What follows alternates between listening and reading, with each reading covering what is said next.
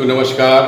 आज हम आपको पाठ एक भोजन यह कहाँ से आता है इसके बारे में पढ़ाएंगे। पूर्व में आप पढ़ चुके हैं कि भोजन क्यों आवश्यक है। भोजन हमारे जीवित रहने के लिए और ऊर्जा प्राप्ति के लिए आवश्यक है। यदि हम भोजन नहीं करेंगे तो हम जीवित नहीं रह पाएंगे। आप ये भी पढ़ चुके हैं कि भोजन हमें कहाँ से प्राप्त होता है। तो भोजन हमें पेड़ पौधों से प्राप्त होता है। जितनी भी सब्जियां वगैरह जो भी आप खाते हैं, फल हैं, अनाज हैं, दालें हैं, ये सब पेड़ पौधों से ही प्राप्त होता है। यदि ये नहीं पेड़ पौधे नहीं होंगे तो हमारा जीवन असंभव होगा।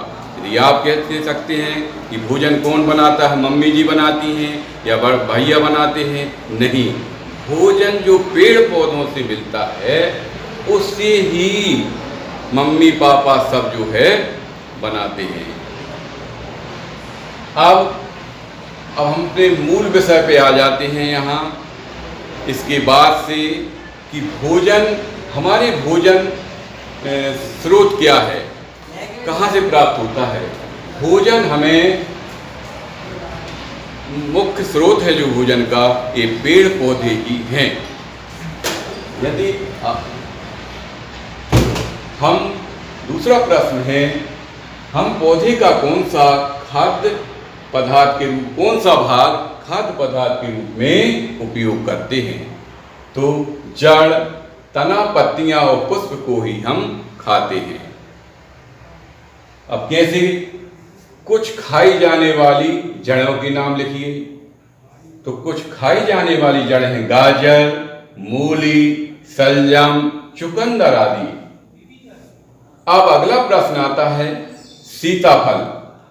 सीताफल को आप किस रूप में जानते हैं? और तो सीताफल को हम काशी फल के रूप में भी जानते हैं। अब आता है हम सीताफल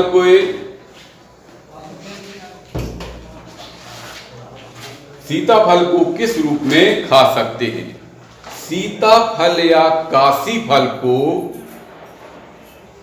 के फूलों को हम चावल की पिट्टी में डुबोकर और उसे तल लेते हैं और उसकी जो है पकौड़ी बन जाती है। उस पकौड़ी को हम बहुत स्वाद से खाते हैं। यदि आपने नहीं खाई होंगी तो सीताफल के फूलों को आप लें, उसको चावल को लें, उसे अच्छी तरह से मिक्सी में या सिलुड़िया पर बांटकर आप उसको तलेंगे कढ़ाई में और फिर पकौड़ी बन जाएंगी, जिसे आप बड़े शौक से खा सकते हैं। बड़ी स्वादिष्ट भी होती हैं। अब अगला प्रश्न है, कौन से पौधे के दो या दो से अधिक भाग खाने योग्य होते हैं?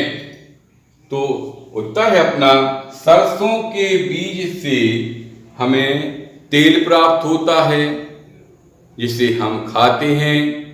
सरसों के तेल को आप अचार में भी उपयोग लाते हैं। जो भी अचार डलता है, आम का अचार, उसमें मसाले वगैरह डालकर तेल बहुत ही आवश्यक होता है, तभी आप अचार को सुरक्षित रख सकते हैं और उस खाने योग्य उसको बना सकते हैं। तो कहते हैं हम कि सरसों से हमें सरसों का तेल प्राप्त होता है और उसके पत्तों को, अब अगला,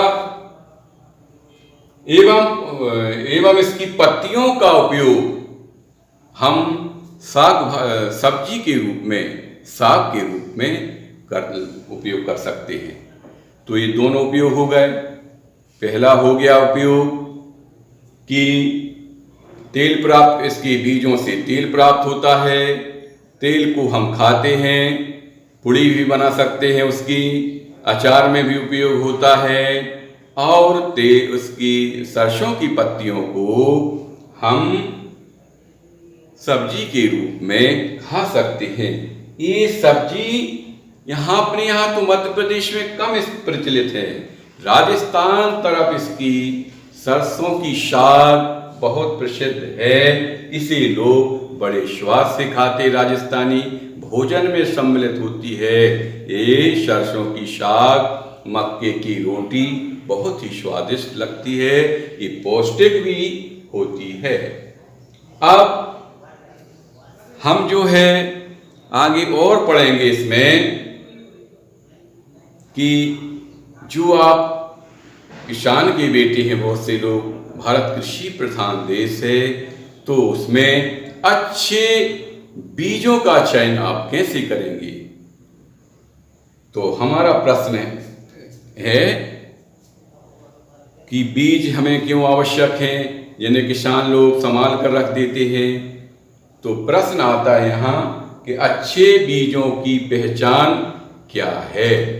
तो इसका उत्तर है कि अच्छे बीज चमकदार होना चाहिए। दूसरा पॉइंट आएगा इसमें, अच्छे बीजों को पानी में डालने पर वह उसमें पूरी तरह से बैठ जाना चाहिए। अच्छे बीज कटे फटे नहीं होना चाहिए। अब यदि अच्छे बीज जो हैं कटे फटे नहीं होना चाहिए, अच्छे बीज चमकदार होना चाहिए, अच्छे बीज में जो अंकुरण वाले हैं मोटे दाने वाले होना चाहिए। छोटे मोटे दाने फिर जो है उनका अंकुरण अच्छा नहीं होगा। तो ये अच्छे बीजों की पहचान हो गई। अच्छे बीजों के लिए किसान जो हैं उनको वर्ष भर के लिए संभाल कर अपने घरों में सुरक्षित रख लेते हैं। काय में रख लेते हैं, बंडा है, खोड़िया लगा लेते हैं, या उसके अंदर जमीन के अंदर जो है खोड़िया कहते हैं, उसमें चारों तरफ भूसा वगैरह लगा के उसमें सुरक्षित रख देते हैं और उसको अच्छी तरह से कवर कर देते हैं ताकि उसमें नमी पानी बिल्कुल भी ना जाए। एयर टाइट कर देते हैं जिससे वह वर्ष भर के लिए सुरक्षित रह सके।